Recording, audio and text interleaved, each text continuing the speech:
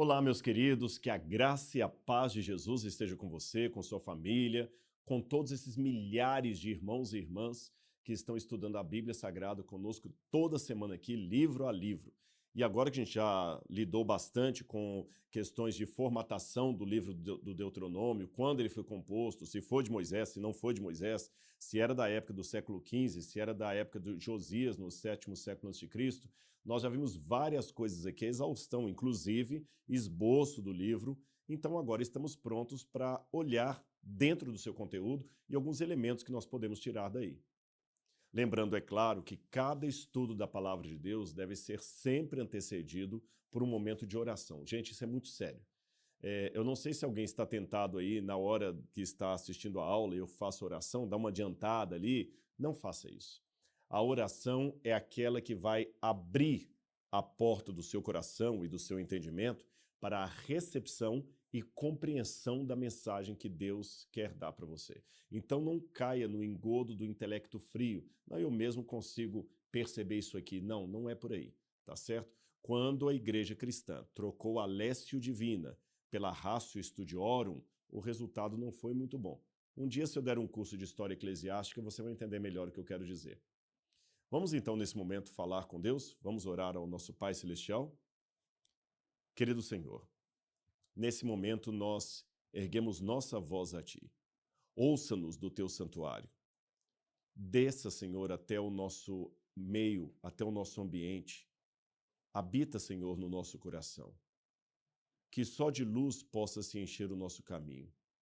E que todos os quantos chegarem até a nós possam sentir a Tua presença em nosso comportamento, em nossos hábitos, palavras, não porque sejamos bons, muito menos perfeitos, mas porque transformados por Tua graça maravilhosa, podemos saber que o Senhor nos usa a despeito de nós mesmos e de nossas debilidades. Perdoa os nossos pecados, Senhor. Sara as nossas feridas, cura os nossos traumas e prepara-nos dia após dia para a entrada no Teu reino, como Moisés estava preparando o povo hebreu para entrar em Canaã. Nós pedimos em nome de Jesus. Amém, Senhor. Um dos conflitos ou dos pontos que as pessoas sempre levantam no livro do Deuteronômio quando vão lê-lo é a comparação com a versão dos 10 mandamentos, que aparece no clássico texto de Êxodo, capítulo 20, e em Deuteronômio, capítulo 5, versículos 6 a 21. O que a gente pode dizer desse problema é que em Deuteronômio, capítulo 6, Moisés repete os 10 mandamentos dados a Israel. Ao revisar a aliança que Deus fez com Israel, Moisés revisa os mandamentos que Deus deu a Israel no Sinai. No entanto, a formulação dos mandamentos de Moisés nesta passagem não é exatamente a mesma que a formulação de Deus em Êxodo capítulo 20. Como Moisés poderia alterar a palavra dos 10 mandamentos, das palavras que Deus mesmo deu a ele no Alto do Sinai? Bom, se eu fizer uma comparação, de maneira geral, eu posso dizer que os mesmos mandamentos que eu encontro em Deuteronômio capítulo 5, eu encontro em Êxodo capítulo 20. E na mesma ordem. No primeiro mandamento, Deus diz, não terás outros deuses diante de mim. Em Deuteronômio, igualmente, não terás outros deuses diante de mim. No Êxodo, nós temos o segundo mandamento, não farás para ti nenhum ídolo, nem te prostrarás, nem prestarás culto a eles. Não farás para ti nenhum ídolo, diz o Deuteronômio. Não tomarás o nome do Senhor em vão, diz o Êxodo capítulo 20. Não tomará o nome do Senhor em vão, diz o Deuteronômio. Lembra-te do sábado para santificá-lo. Guardarás o sábado, diz o Deuteronômio. Honra teu pai e tua mãe, honra teu pai e tua mãe, não matarás, não matarás, não adulterarás, não adulterarás, não furtarás, não furtarás, não dará falso testemunho, não darás falso testemunho, não cobiçarás a casa do teu próximo, não cobiçarás as coisas do teu próximo. Então, no primeiro momento, não tem tanto problema assim, porque o que está no mandamento está no outro em termos de 10 leis na mesma ordem. Porém, quando a gente vai ler, a gente percebe alguma diferença. Quer ver? Eu vou ler para vocês aqui os 10 mandamentos e eu quero que você acompanhe na Bíblia aí comigo, como estão em Êxodo capítulo 20. Vamos ler primeiro em Êxodo capítulo 20. Êxodo capítulo 20, versículos 1 em diante. Pegou sua Bíblia? Lembre da sugestão que eu sempre dou. Aqueles que são alunos novos, que estão chegando agora, eu sempre sugiro, aconselho que você tenha a Bíblia e um caderno de anotações e vá marcando a Bíblia com um marca-texto, uma caneta daquela marca-texto, faça anotações do lado. Não se preocupe se a letra está bonitinha, se não está bonitinha, você não está maculando a palavra de Deus. Você está só facilitando o seu entendimento do texto. Então vamos ler agora? Êxodo capítulo 20, versículos 1 em diante, eu vou ler conforme a Nova Almeida atualizada. Então Deus falou todas estas palavras. Eu sou o Senhor, seu Deus, que eu tirei da terra do Egito, da casa da servidão. Não tenha outros deuses diante de mim. Não faça para você imagem de escultura, nem semelhança alguma do que há em cima no céu, nem embaixo na terra, nem nas águas debaixo da terra. Não adore essas coisas, nem preste culto a elas, porque eu, o Senhor seu Deus, sou o Deus zeloso, que visito a iniquidade dos pais nos filhos, até a 3ª e 4ª geração daqueles que me odeiam. Mas faço misericórdia até 1000 gerações daqueles que me amam e guardam os meus mandamentos. Não tome o nome do Senhor seu Deus em vão, porque o Senhor não terá por inocente o que tomar o seu nome em vão. Lembre-se do dia de sábado para o santificar. 6 dias você trabalhará e fará toda a sua obra, mas o 7º dia é o sábado dedicado ao Senhor seu Deus. Não fará nenhum trabalho nesse dia, nem você, nem seu filho, nem sua filha, nem o seu servo, nem a sua serva, nem o seu animal, nem o estrangeiro das suas portas para dentro. Porque em 6 dias o Senhor fez os céus e a terra, o mar e tudo o que neles há. E ao 7º dia descansou. Por isso o Senhor abençoou o dia de sábado e o santificou.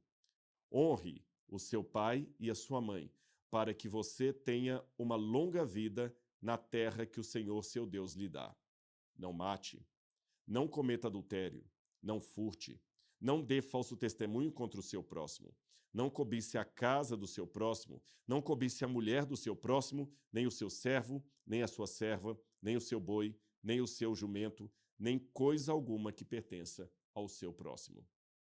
Agora, vamos ler a versão dos 10 mandamentos que está em Deuteronômio, capítulo 5.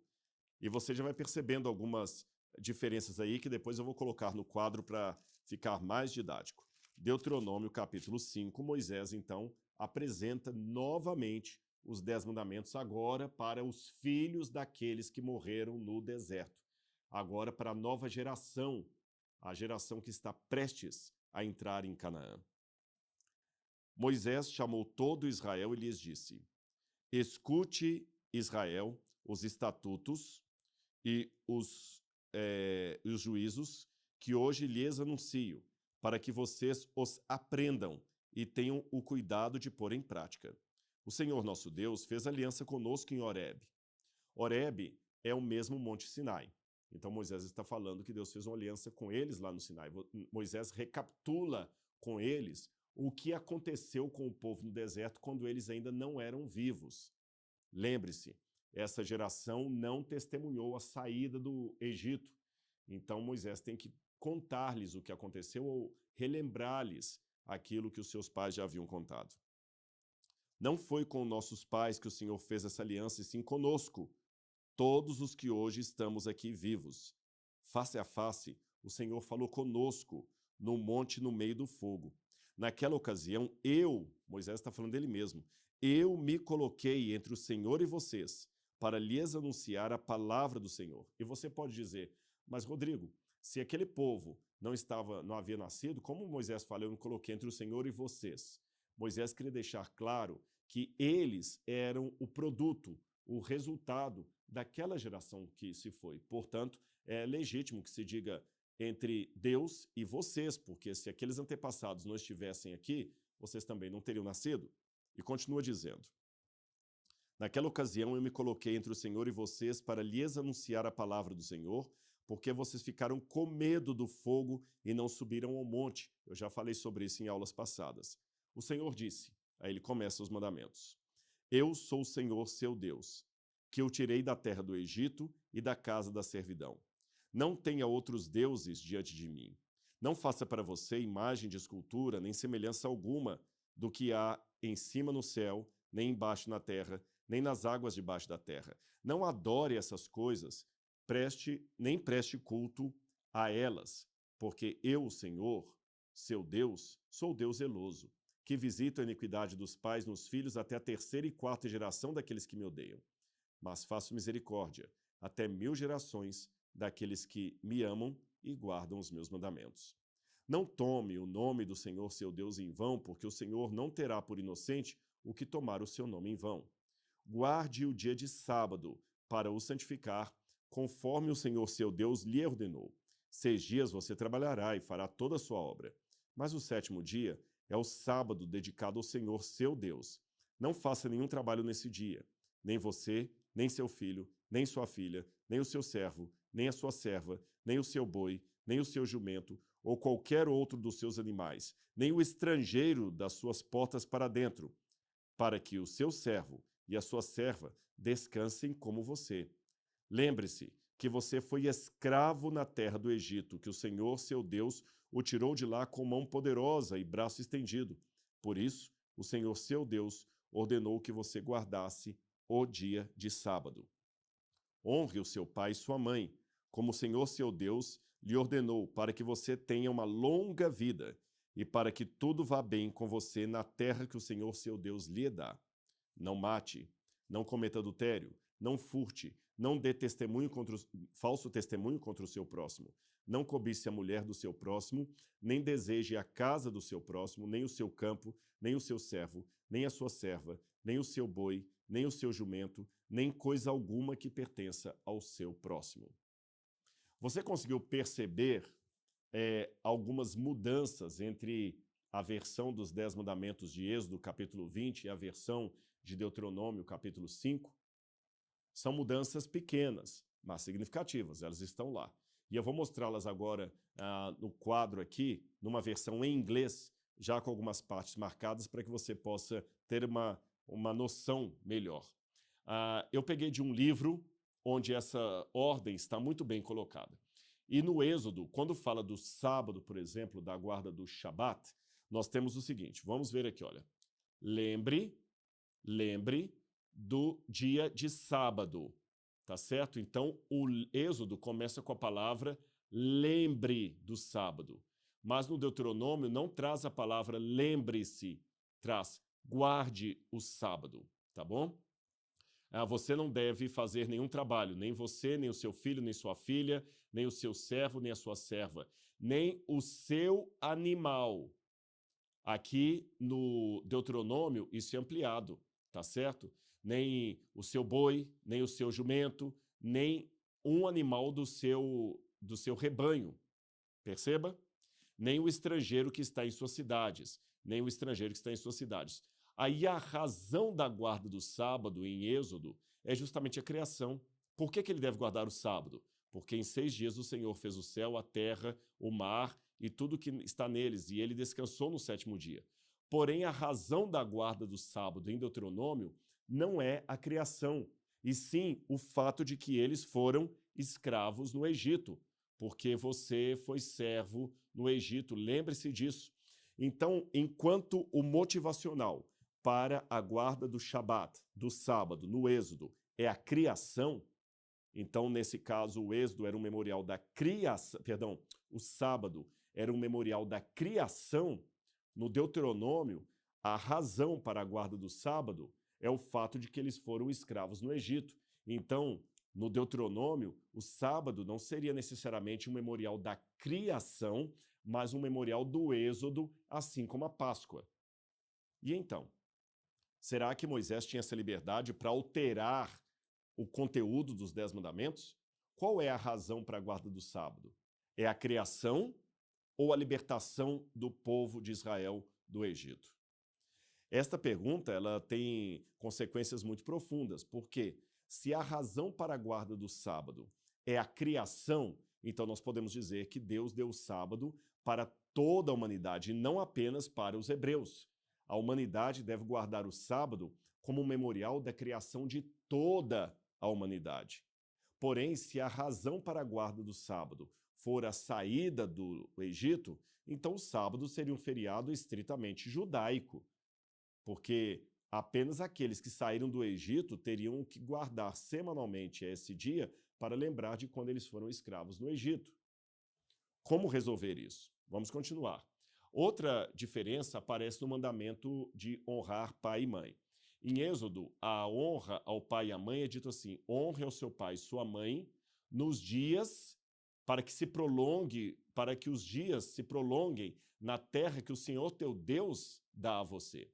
Já no Deuteronômio, honre o pai e a mãe de cada um de vocês como o Senhor tem ordenado a vocês. Essa parte não está no Êxodo, tá certo?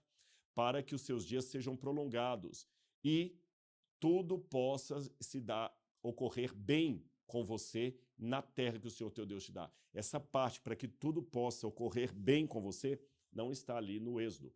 E a última mudança mais forte está no mandamento do não cobiçarás, onde Êxodo diz: você não deve cobiçar a esposa do seu vizinho, tá certo? Nem a casa do seu vizinho, nem a casa, nem a esposa do seu vizinho.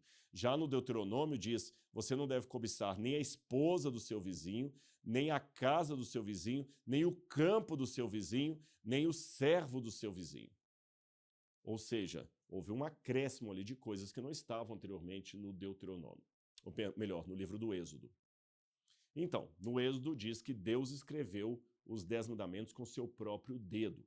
A única parte da Bíblia que não foi inspirada por Deus foram os 10 mandamentos. Porque ali Deus não inspirou o profeta a escrever os mandamentos. O próprio Deus os escreveu com seu dedo na pedra.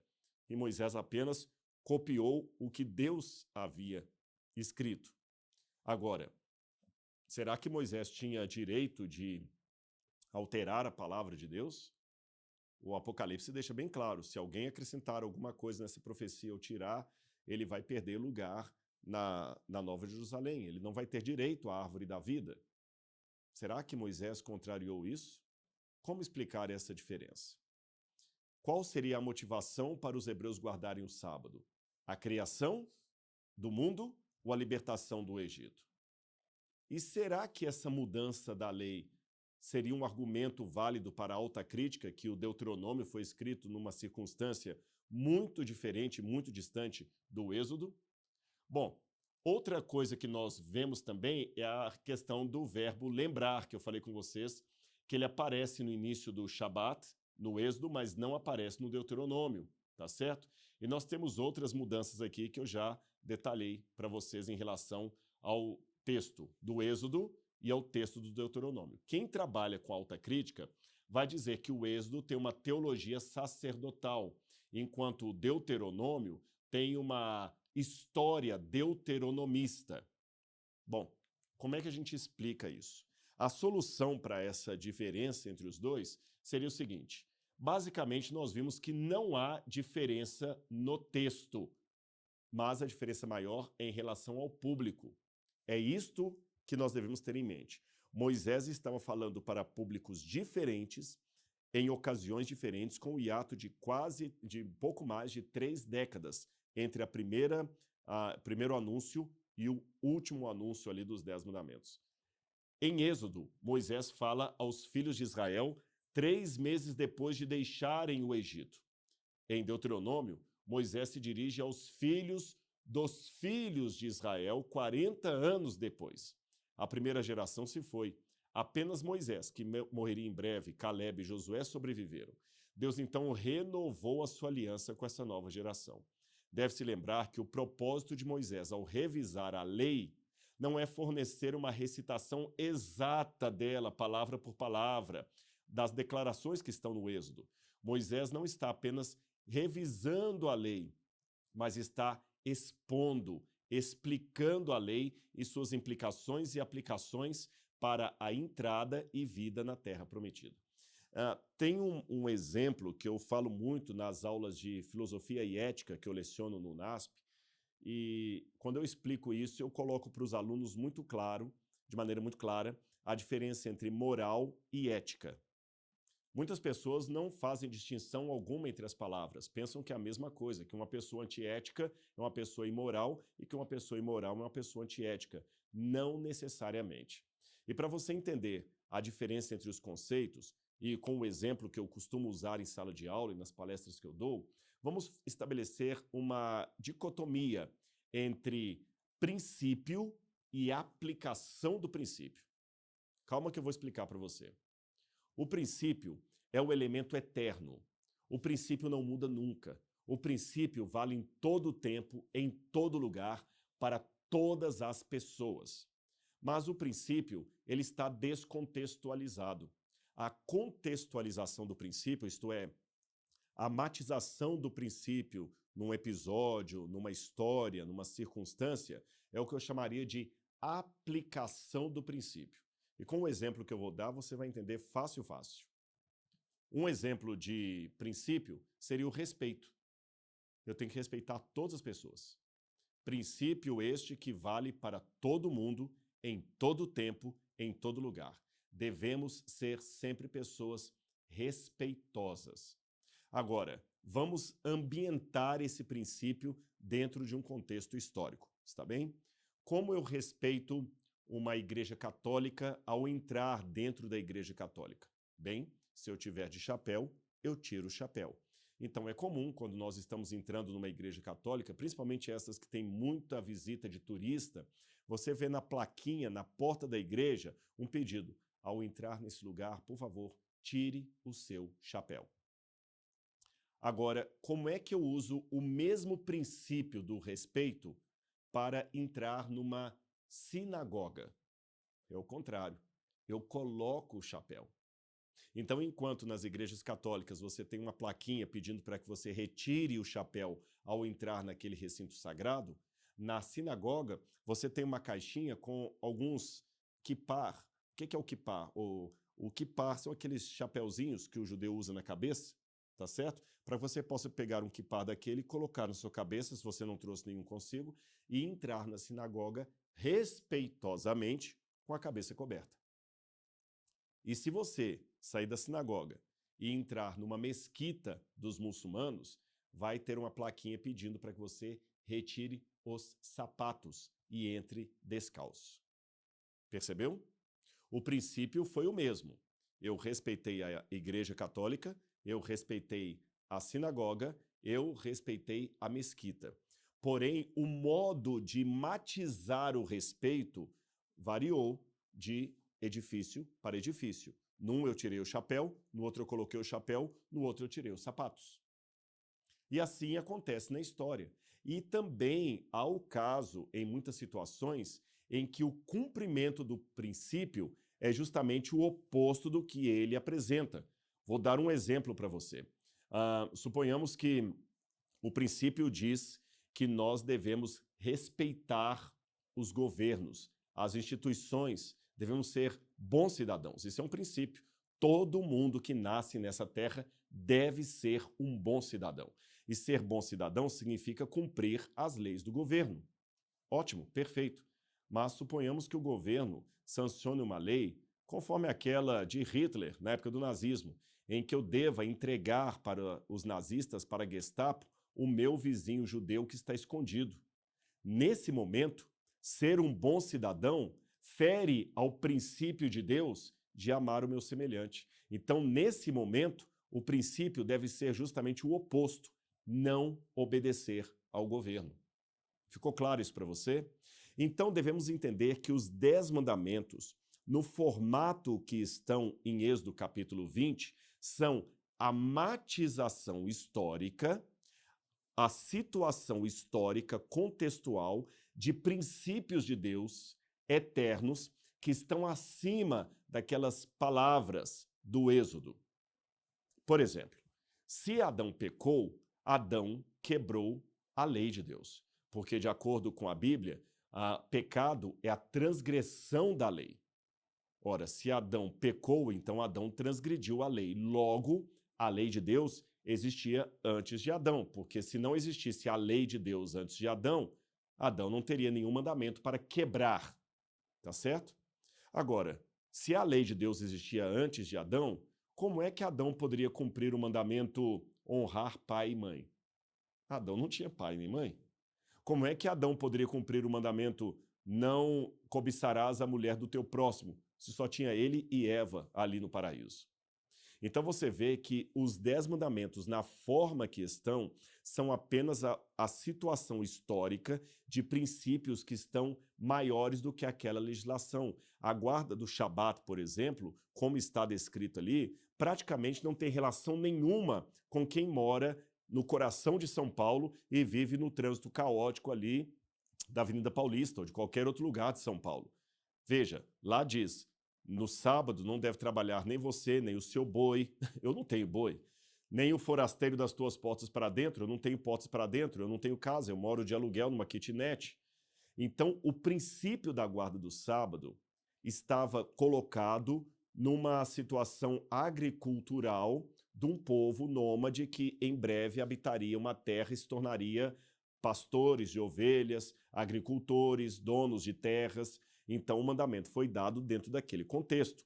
Guardar o sábado, no contexto de hoje, em que eu não tenho propriedade, não tenho boi, não tenho animal, não tenho servo, teria um outro significado. Você percebe? Honrar pai e mãe. Ora, a pessoa não teve o seu pai nem sua mãe, ele foi criado pelos avós. O que significa honrar pai e mãe no caso de alguém que foi criado pelo avô e pela avó? Então você vê que nós precisamos fazer uma adaptação deste mandamento para a realidade de outros indivíduos. É assim que está na Bíblia Sagrada.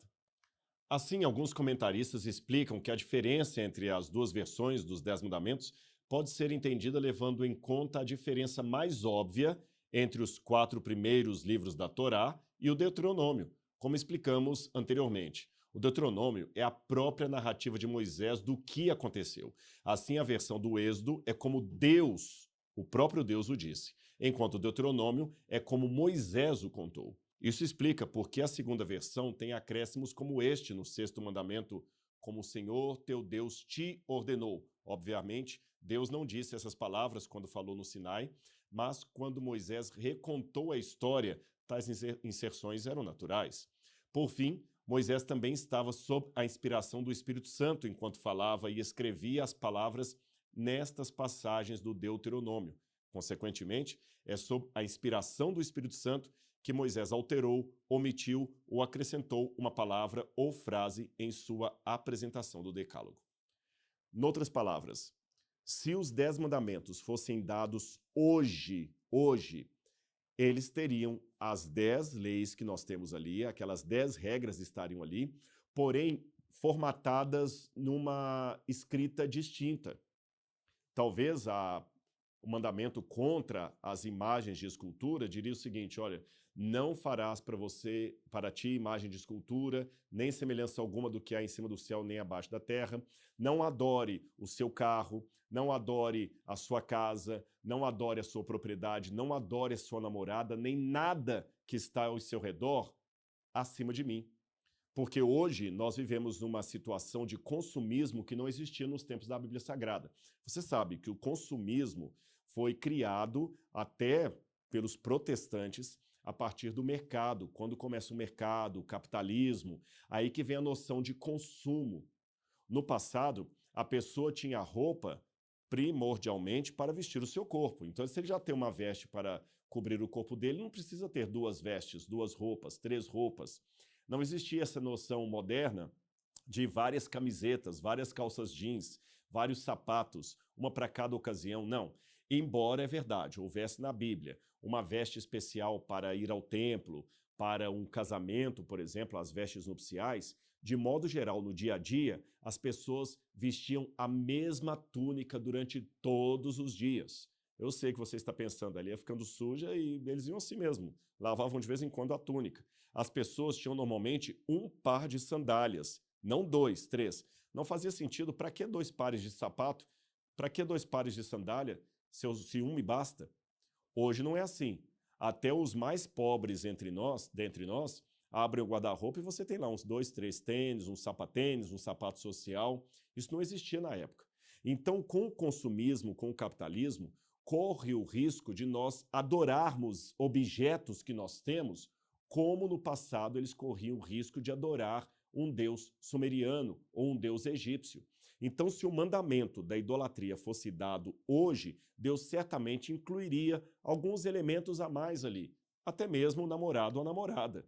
Sim, porque há pessoas que amam, há pessoas que são viciadas umas nas outras. Pega algumas músicas de amor e você vai ver. Ah, se amar é viver, eu vivo porque amo você. Você é a minha paixão, eu respiro você, eu preciso de você, sem você eu vou morrer. Na verdade, você vai morrer sem Deus, não sem a sua namorada. É quase uma letra de idolatria. O mandamento do... Por exemplo, um exemplo que eu posso dar é a forma como o próprio Jesus atualizou a aplicação dos mandamentos. Note, Jesus não atualizou o princípio, ele atualizou a aplicação do princípio. E ele falou, eu sei o que foi dito no passado, não mate. Eu, porém, digo a vocês, quem não mata, mas chama o seu irmão de tolo, já pecou contra o mandamento. Se fosse hoje, Deus talvez falaria o seguinte, não mate, nem chame o seu irmão de idiota, nem xingue palavrões contra ele, nem amaldiçoe o seu irmão. Quem sabe o mandamento do não cobiçarás o que pertence ao seu próximo, e dizer, olha, não cobice o celular do seu próximo, não cobice a conta bancária dele, não cobice o posto dele na empresa. Ou seja, os mandamentos seriam os mesmos, mas escritos numa forma que fosse mais adequada à nossa situação. E esse é um exercício importante de se fazer na Bíblia Sagrada. Separar da Bíblia o que é o princípio e o que é a aplicação do princípio.